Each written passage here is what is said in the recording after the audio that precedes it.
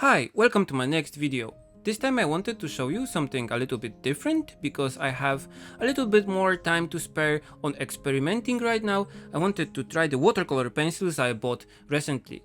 I saw them in an art supply store I usually go to buy my watercolors, and they had the new sign over them, so I had to buy some to try them out. This old sketch was done with the Caran d'Ache pencil some years ago, so I wanted to try the new ones to see how they differ. And I did some swatches first, and the thing that I noticed right away is that the H.P, the softest pencil, has a little bit different, warmer kind of orangish color, different than the 4B and 6B grades. Overall, I liked the feeling of the pencils and how they blend when wet, but leaving a little bit of the pencil texture intact, so I wanted to spend the day trying them out and kind of figuring out the point to them. So what is the point of using them? I searched for some reference photos on my iPad that I could paint with those pencils and do some tests. This is the first time that I'm using those pencils, not counting the sketch I did like 2 years before, just in a park, and the main point to all the attempts was to find something unique I can do with these pencils, so the picture is not similar to just a watercolor painting with a pencil line and pencil sketch. My first subject was an old vending machine. I found the photo in my iPhone's library, and this is how the first sketch turned out. I was not really satisfied with it, and especially with the paper, so I switched from making the sketches in my sketchbook to better paper. From this point I was using the Maruman VIFART paper with the hot pressed version, so it almost has no texture, and I think it was perfect for this kind of painting. As you know, I rarely do retakes on my paintings and sketches. I try to prepare well and get the effect I'm aiming for on the first try. But here I was just testing new tools, new methods that I was not comfortable with, so I was like, whatever, I'll just sketch this one again and try to make it look better and try to make better use of the tools I'm using. This is the learning process after all, and I was really comfortable in spending the whole day testing a new tool. Okay, so this is the second attempt at the same painting, and here you have a comparison of them side by side, so you can kind of see the differences.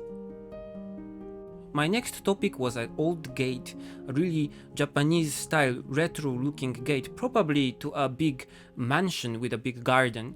And I saw it on one of my walks. I took some photos and I was like, okay, this is a nice photo with a lot of contrast and shadows and dark elements, so I'll try to do it with the pencils also.